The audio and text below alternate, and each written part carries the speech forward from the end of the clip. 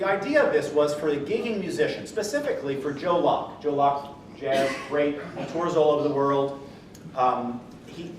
The setup and breakdown of most vibraphones is a big pain in the neck. And the major companies, I don't want to put any instrument down because they make very good instruments, but they're not always able to take the input of the player and really translate it into a product right away because they're dealing with lots of things a little baby company like Malletech doesn't deal with. So you have one major brand, you've got these braces that are all like flying all over the place in order to break it down. Another instrument, you've got to take the motor off in order to put it in the car.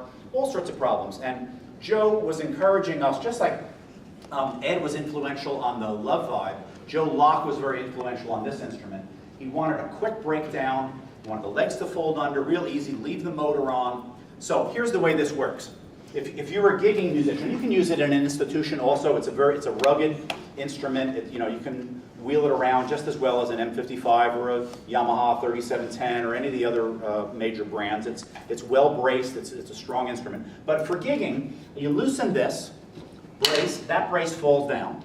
You loosen this, and then you have to unhook the pedal. Now, one of the other big deals that we changed here, normally you have to disconnect the damper pull bar. You loosen up the thing, and you know how that strips out and so forth. So what we've done, and I'm amazed that we didn't think of this sooner, but all we do is that. We've got a strap.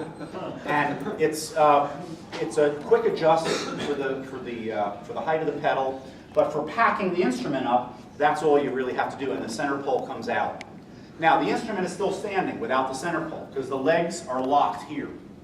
Now, you could, if you have two guys and you want to leave the keyboard on, you can just fold the legs on. Well, you have to take the resonators off, of course.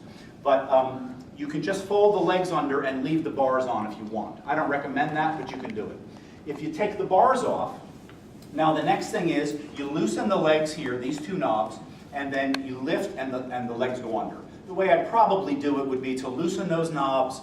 Now, you can't hit the instrument real hard because it'll start to wobble without the crossbar there.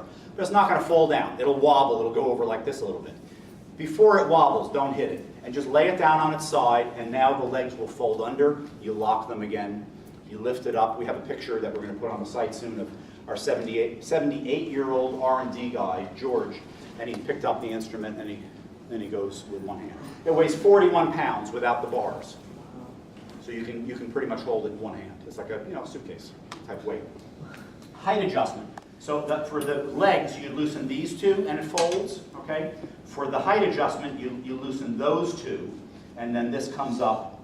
You don't have to take the brace off. You just lift it up and then just retighten that to hold it in place. So it goes up about 6 inches. Okay. So again, setting up, we've got this notch, so that just goes in there, snaps in, tightens. And it's very rigid. You can see this center, this crossbar, you probably can't all see there, but it's built very sturdily, all aluminum tubing and channels.